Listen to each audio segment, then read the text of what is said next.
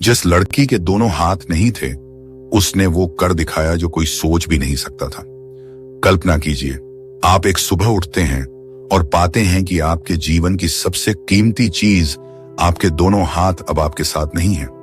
आप पानी का गिलास कैसे उठाएंगे, अपने बाल कैसे संवारेंगे, अपने सपनों को कैसे लिखेंगे? आपकी दुनिया एक पल में थम सी जाएगी, है ना? आज हम आपको एक ऐसी ही लड़की की सच्ची कहानी बताने जा रहे हैं जिसकी दुनिया एक पल में उजड़ गई थी। लोगों ने उसे बेचारी कहा, किस्मत का मारा बताया और समाज ने उसे एक कोने में धकेल दिया। लेकिन उस लड़की ने नियति के इस क्रूर मजाक के आगे घुटने नहीं टेके। उसने अपने पैरों से वो इतिहास लिख दिया जिसे लिखने के बारे में हाथ वाले भी सिर्फ सोच सकते हैं। इसलिए दोस्तों, इस कहानी को पूरी अंत तक देखें और चैनल को सब्सक्राइब कर बेल आइकन जरूर प्रेस कर लें, क्योंकि यह कहानी आपको दिल को छू लेने के लिए मजबूर कर देगी। यह कहानी है हिम्मत, जुनून और अदम्य इच्छा शक्ति की। यह कहानी है शीला की। बिहार के एक छोटे से अनजाने गांव में शीला का जन्म हुआ। वह घर की सबसे चुलबुली और शरारती बच्ची थी। उसके छोटे छोटे हाथों में जैसे जादू था। मिट्टी के खिलौने बनाने हों, दीवारों पर कोयले से आड़ी तिरछी लकीरें खींचनी हों, या माँ की साड़ी का पल्लू पकड़कर पूरे आंगन में दौड़ना हो, शीला की ऊर्जा कभी खत्म नहीं होती थी। पिता एक साधारण किसान थे और माँ घर संभालती थी। गरीबी थी पर खुशियां बेशुमार थीं। शीला के माता पिता उसे रानी बिटिया कहते थे और उनके सपने थे कि उनकी बेटी पढ़ लिख कर एक दिन बड़ा नाम कमाएगी। लेकिन शायद किस्मत को कुछ और ही मंजूर था। वह एक मनहूस दोपहर थी। 8 साल की शीला अपनी सहेलियों के साथ छत पर खेल रही थी। खेलते खेलते उसकी पतंग पास से गुजर रहे हाई टेंशन बिजली के तारों में उलझ गई।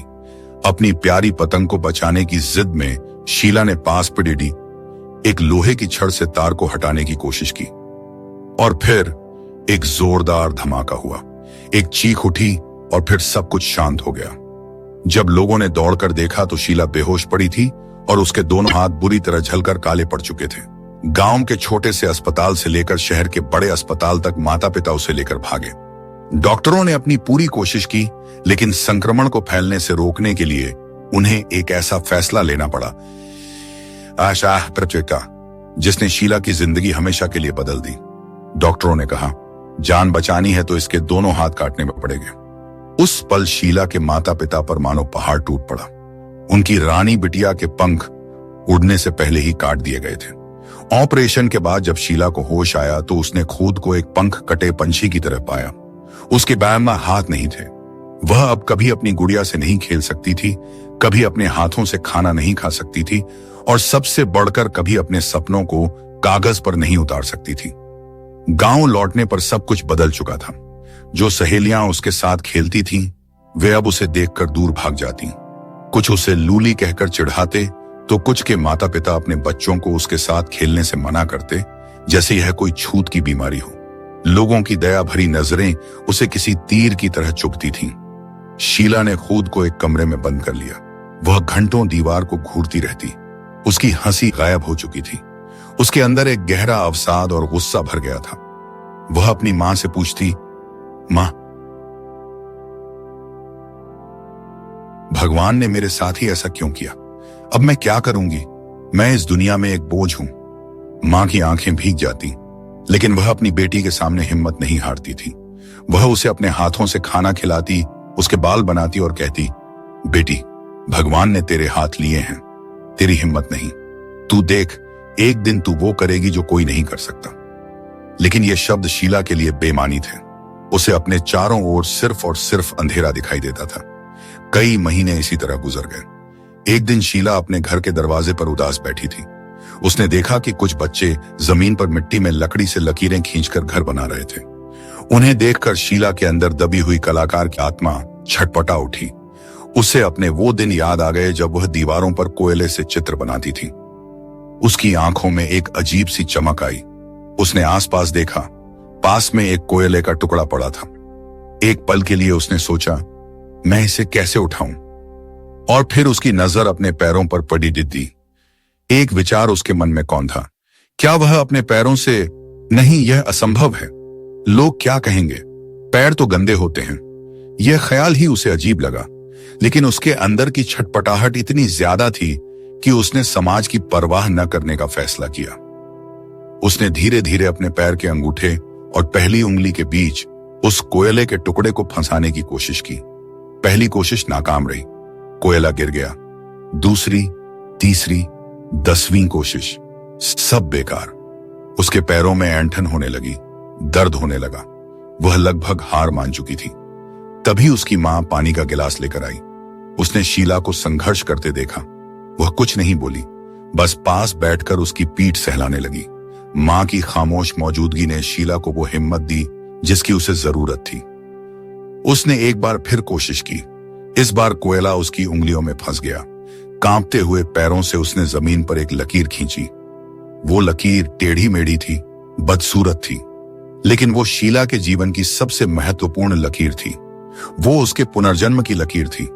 वो इस बात का सबूत थी कि हाथ नहीं, इरादे मजबूत होने चाहिए।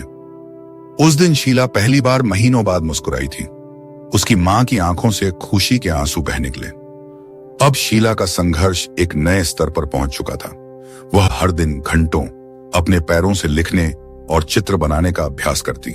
शुरुआत में उसके पैरों से खून तक निकल आता, उंगलियों में छाले पड़ जाते, लेकिन उसने हार नहीं मानी। उसकी मां उसके लिए पुराने कपड़ों की गद्दियां बना देती ताकि उसे आराम मिले। धीरे धीरे उसकी टेढ़ी मेढ़ी लकीरें सीधी होने लगीं। वे लकीरें अब आकृतियों का रूप लेने लगीं। एक फूल, एक पत्ती, एक पंछी। उसने अपनी मां से कागज और रंग मांगे।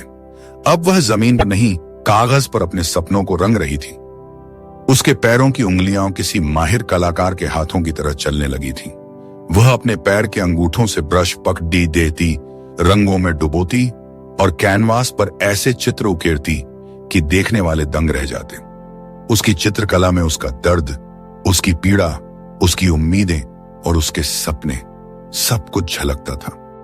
गांव वाले जो कभी उसे ताने मारते थे, अब हैरत से उसे देखते थे।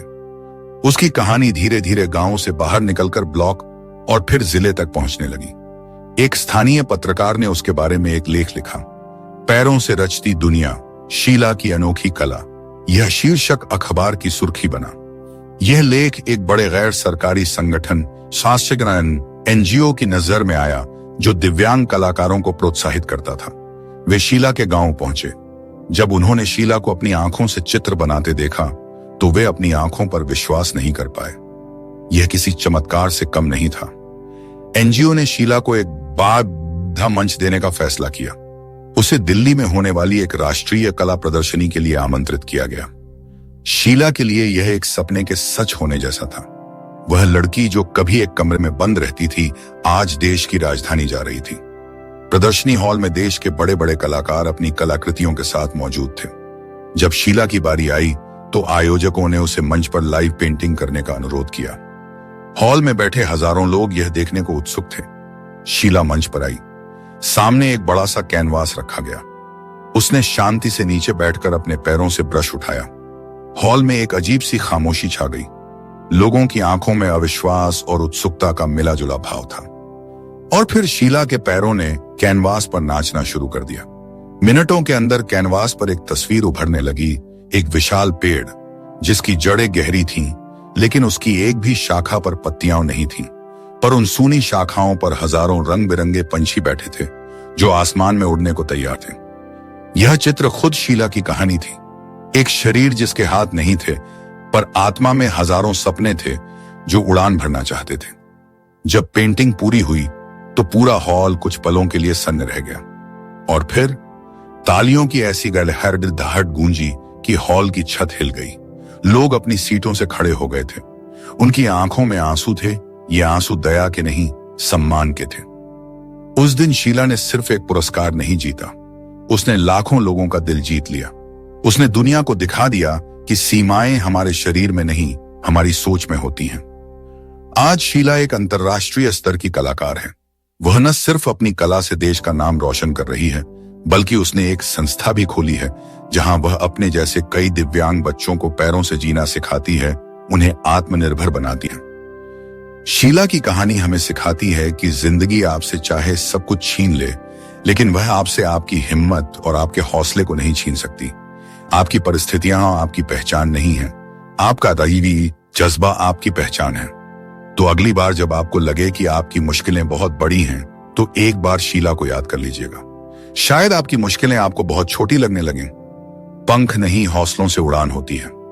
दोस्तों, अगर शीला की यह सच्ची कहानी ने आपके दिल को छुआ है तो इसे हर उस इंसान के साथ शेयर जरूर करें जिसे थोड़ी सी हिम्मत की जरूरत है। क्या पता आपका एक शेयर किसी की जिंदगी बदल दे। और चैनल को लाइक और सब्सक्राइब जरूर करें तथा कमेंट में अपनी राय हमें जरूर बताएं। धन्यवाद।